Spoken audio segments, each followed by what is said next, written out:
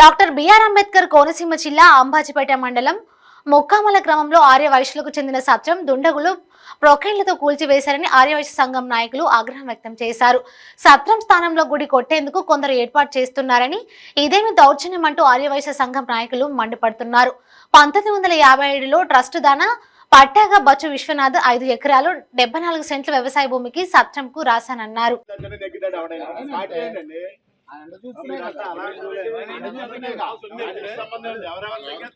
ఎవరండి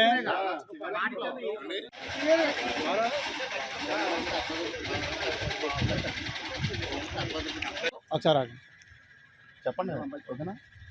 పీగన్నవరం నియోజకవర్గం అంబాజీపేట మండలం ముక్కమల గ్రామంలో ఈరోజు మనందరం చూస్తున్నాం. ఇక్కడ ఆర్యవైశ్య నెంబర్ 1 సత్రం 1957 నాటి డాక్యుమెంట్.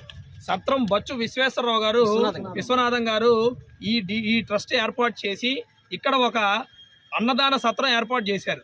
దీని మెయింటెనెన్స్ కోసం శివారులో వారి సొంత స్థలం 5.5 ఎకరాలు కూడా వారు ఇక్కడ ఏర్పాటు చేయడం జరిగింది.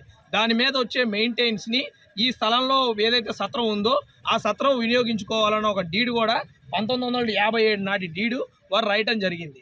తదనంతరం 1999లో ఎండోమెంట్ వాళ్ళు ఎప్పుడైతే ఈ సత్రాలు ఇవన్నీ కూడా అండర్ సెక్షన్ 25 కింద ఎప్పుడైతే 1957 యాక్ట్ కింద తీసుకొచ్చారో దానిలో భాగంగా రాష్ట్రంలో ఉన్న అనేక సత్రాలు, అనేక గుళ్ళు కూడా 90% కూడా ఎండోమెంట్ కిందకి వెళ్ళిపోయినాయి. అందులో భాగంగా వీరు బచ్చు విశ్వనాథం గారు అబ్బాయి బచ్చు గుప్తా గారు 99లో ఇచ్చిన డాక్యుమెంటు లీగల్గా ఈ ట్రస్ట్కి ఏదైతే ఉందో లీగల్గా ఫ్యామిలీ ఫౌండర్ మెంబర్, ఇది అఫీషియల్గా ఎండోమెంట్ వారు ఇచ్చిన కాగితం.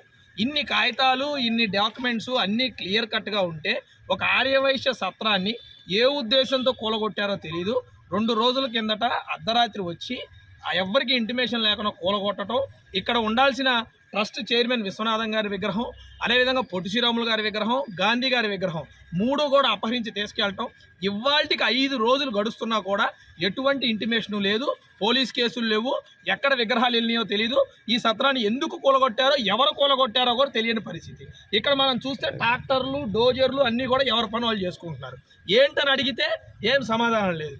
ఆర్యవైశ్యులందరూ ఏకమై ముందుకొచ్చి ఎందుకండి మా సత్రాన్ని కూలగొట్టారు, పేదలకు అన్నం పెట్టే సత్రాన్ని మేము రీమోడల్కి రెడీ అవుతున్న తరుణంలో ఈ సత్రాన్ని ఎందుకు కూలగొట్టారనంటే వీళ్ళ మీదకి కొంతమంది రౌడీ మోకలు దౌర్జన్యంగా రౌడీయిజం చేయటం, వీళ్ళని ఇక్కడి నుంచి పంపించే ప్రయత్నం చేయటం. బచ్చు విశ్వనాథం గారు మా నాన్నగారు 1957 సంవత్సరంలో ఒక అన్నదాన సత్రానికి ఉద్దేశించి 5 ఎకరాల 74 సెంట్లని ట్రస్ట్ డీడ్ రాసిచ్చి ఆ నాటి నుంచి కూడా దానికి అన్నదాన సత్రం కింద 96లో కాలం చెందారు.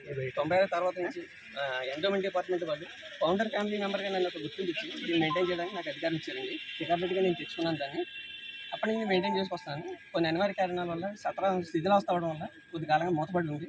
నేను తదుపరి దాన్ని డెవలప్ చేసి మళ్ళీ రన్నింగ్ చేసే ఉద్దేశంలో నేను ఉన్నానండి.